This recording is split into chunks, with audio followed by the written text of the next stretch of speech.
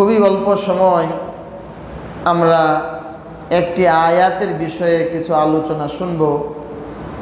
এরপরে ইনশাল্লাহ আমরা কিছু সময় আল্লাহ পাকের জিকির করে মজলিস শেষ করব। আমাদের মসজিদে দিনী কিছু ভাইয়েরা মেহমান হিসেবে এসেছেন, ওনাদেরও কিছু আমল রয়েছে। এজন্য আমরা অল্প সময় পবিত্র কোরআনুল কারীমের এই আয়াতটি বুঝে নেই। সূরা বাকারার 167 নং আয়াত এটি। এই আয়াতে আল্লাহ পাক রব্বুল আলামিন কাল কিয়ামতের ময়দানের একটি চিত্র ফুটিয়ে তুলেছেন। এই আয়াতে কারিমায় আল্লাহ রব্বুল আলামিন ইরশাদ করেন, যখন কিয়ামতের ময়দানে জান্নাতি জাহান্নামী ব্যক্তিদেরকে ফয়সালা শোনানো হবে, কে জান্নাতে যাবে কে জাহান্নামে যাবে, তখন জাহান্নামী ব্যক্তিদের অনেক বড় এক তালিকা শোনানো হবে, যার মাঝে জাহান্নামী ব্যক্তিদের বড় বড় নেতা সর্দার লিডাররা থাকবে এবং তাদের সাথে তাদের কিছু অনুগামী অনুসারী কর্মী চেলা চামান্ডা তাদেরও নাম প্রকাশ করা হবে। তখন এই লিডার এবং তাদের কর্মীদের মাঝে বাদানুবাদ হবে। লিডারেরা বলবে যে তোমরা তোমাদের কর্মের কারণে জাহান্নামে যাচ্ছ, আর কর্মীরা বলবে যে না, আমাদের জাহান্নামে যাওয়ার পেছনে মূল হোতা হলেন আপনারা, আপনারা না হলে আমরা নেকির পথেই চলতাম, আজকে আমরা জান্নাতের অধিবাসী হতাম। এভাবে গুমরাহ গুনাহগার নেতা এবং গুনাহগার কর্মীদের মাঝে পরস্পর কথোপকথন বাদানুবাদ হবে। আল্লাহ কোরআনে কারিমে এই আয়াতে ইরশাদ করেন, وقال الذين اتبعوا لو أن لنا كرة। যারা কর্মী ছিল, অনুসরণ করত, বড় বড় গুনাহগার লিডারদের অনুসরণ করত, এই কর্মীরা বলবে লাউ আন্না লানা কাররা,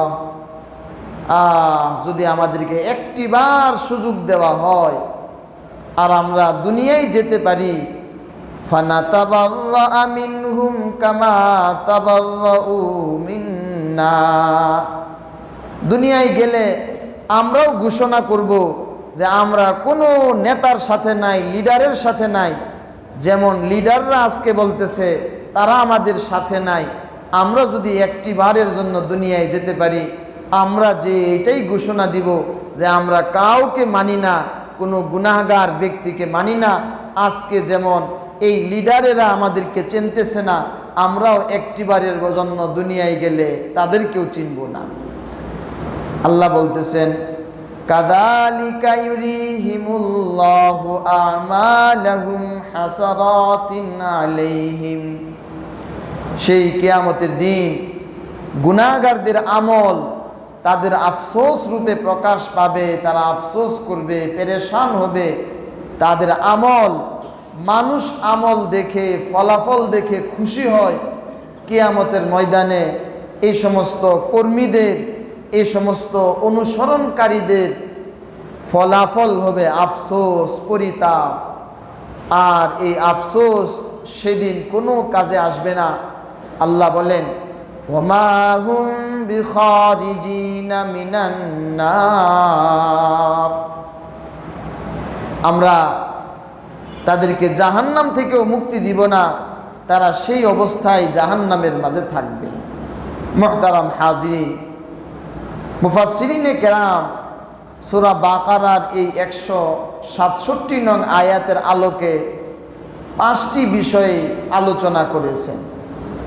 নাম্বার 1, দুনিয়ায় যদি মানুষের অনুসরণ করে, অন্ধ অনুসরণ, বুঝে না বুঝে যাই বলবে এটা যদি মেনে নেয় অন্ধভাবে, কিয়ামতের ময়দানে এই অনুসরণের ফলাফল প্রকাশ পাবে অত্যন্ত পরিতাপের মাধ্যমে, আফসোসের মাধ্যমে। এজন্যে দুনিয়ায় যাকে অনুসরণ করতে হয় বুঝে শুনে তার সার্বিক অবস্থা বিবেচনা পর্যালোচনা করে তবেই তার অনুসরণ করা, নয়তো অন্ধ যে কারো অনুসরণ করলে সেটা পরকালীন জীবনে অত্যন্ত পরিতাপের কারণ হবে। 2 নাম্বার বিষয়, কিয়ামতের ময়দানে এই সমস্ত কর্মীরা তারা আফসোস করবে যে একটি বারের জন্য আমাদেরকে দুনিয়ায় যাওয়ার সুযোগ দেওয়া হোক।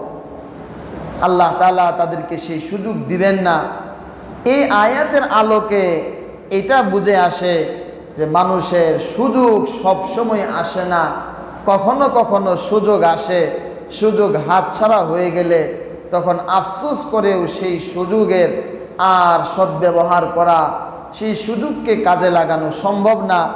এজন্যে জীবনের প্রতিটি মুহূর্ত যখন যেখানে যেভাবে থাকি, যে সুযোগ দিনই কাজে আসবে সেটাকে অফুরন্ত নিয়ামত মনে করে সুযোগকে কাজে লাগানো। নাম্বার 3, ভালোবাসা বা মহাব্বত, এটা মানুষের দুনিয়ার জীবনে যেমন কাজে লাগে পরকালীন জীবনেও কাজে লাগে। মানুষ তাদের লিডারদের অনুসরণ করে, ভালোবেসে মহাব্বত করে, কেউ বা ভয়েও করে, কিন্তু বেশিরভাগ জায়গায় মানুষ তাদের নেতাদের অনুসরণ করে, লিডারদের অনুসরণ করে ভয়ের কারণে নয়, বরং মহাব্বতে। কোরআনে কারীমের এই আয়াত থেকে আমরা বুঝতে পারি মানুষের মহাব্বত মানুষকে যেমন জান্নাতে নেয়, ঠিক মানুষের মহাব্বত মানুষের প্রতি এটা গুনাহের কাজে উদ্বুদ্ধ করে এবং তাকে জাহান্নাম পর্যন্ত নেয়। সহিহ বুখারীতে নবী পাক সাল্লাল্লাহু আলাইহি সাল্লাম একবার বসা ছিলেন, একজন সাহাবী জিজ্ঞাসা করলেন, মাতা সাআহ ইয়া রাসূলুল্লাহ, ইয়া রাসূলুল্লাহ, কিয়ামত কবে আসবে? নবী পাক এটা শুনলেন কিন্তু তাকিয়ে দেখলেন না। কিছুক্ষণ পর এই ব্যক্তি আবার জিজ্ঞাসা করলেন, মাতা সাআহ ইয়া রাসূলুল্লাহ, হুজুর কবে কিয়ামত আসবে? আল্লাহর নবী আবারও দেখলেন না। কিছুক্ষণ পরে জিজ্ঞাসা করলেন, ওই ব্যক্তিটা কোথায় যে কিয়ামতের বিষয়ে প্রশ্ন করতেছে?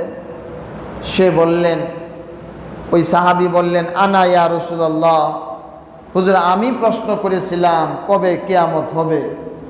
নবী পাক সাল্লাল্লাহু আলাইহি ওয়াসাল্লাম বললেন, মা আ'তাদতা লাহা, কিয়ামতের প্রশ্ন তুমি করেছো, কিয়ামতের জন্য কি প্রস্তুতি গ্রহণ করেছো, তুমি কিয়ামতের ব্যাপারে জিজ্ঞাসা করতেছো? গ্রাম্য সাহাবী ছিলেন, তিনি উত্তর দিলেন, হুজুর আমার তেমন কোনো উপার্জন নাই। সহিহ বুখারী শরীফে হাদিস এসেছে যে আমি তেমন কিছুই করি নাই কিয়ামতের জন্যে, তবে আমার বুকটা ভরপুর হয়ে গেছে, আমার বুক ভর্তি ভালোবাসা রয়েছে আপনার এবং আল্লাহ রব্বুল আলামিনের, আল্লাহ এবং তার রসুলের ভালোবাসায় আমার দিলটা পরিপূর্ণ। এটা ছাড়া আমার আর কোনো সম্বল নাই, এই একটা জিনিসই আমার কাছে আছে। তো আল্লাহর নবী বললেন, আল মারউ মা মান আহাব্বা, যার সাথে যার মহাব্বত তার সাথেই তার কিয়ামত, তুমি কিয়ামতে আমার সাথেই থাকবে। হযরতে সাহাবায়ে কেরাম বলেন, ঈদের দিন মানুষ কত খুশি হয় নবীর এই কথা শুনে যে যার সাথে যার মহাব্বত কিয়ামতের ময়দানে তার সাথেই তার সাহচর্য, এর চেয়ে বড় খুশির কোনো দিন আমরা পাইনি। এটা আমাদের জন্য সবচেয়ে খুশির, কেননা আমরা আমাদের জীবনের চেয়ে আল্লাহর নবী, আল্লাহর রসুল, আল্লাহ রব্বুল আলামিনের মহাব্বত দ্বারা আমাদের দিলকে পরিপূর্ণ রেখেছি, আমরা তাদেরকেই বেশি ভালোবাসি। এই আয়াতের শিক্ষা এটা যে মহাব্বত এটা একদিক থেকে মানুষকে যেমন সফলকাম করে, এই মহাব্বত মানুষকে ব্যর্থও করে দেয়। 4 নাম্বার শিক্ষা, কিয়ামতের দিন কেউ কারো বোঝা বহন করতে চাইবে না, সবাই দায় মুক্তি। আমাদের দেশেও দেখা যায় কোথাও একটা হত্যাকাণ্ড হলে, চুরি ডাকাতি হলে এলাকার সবাই দেখেছে, কিন্তু প্রশাসনের কাছে মুখ খুলতে চাই না যে খামাখা আমি জবানবন্দি দিয়ে কেন মুসিবতে পড়ব। দুনিয়ার জীবনে যদি এই অবস্থা হয়, পরকালীন জীবনে কে কার দায়িত্বে নিবে, কে কার দায়িত্ব গ্রহণ করবে।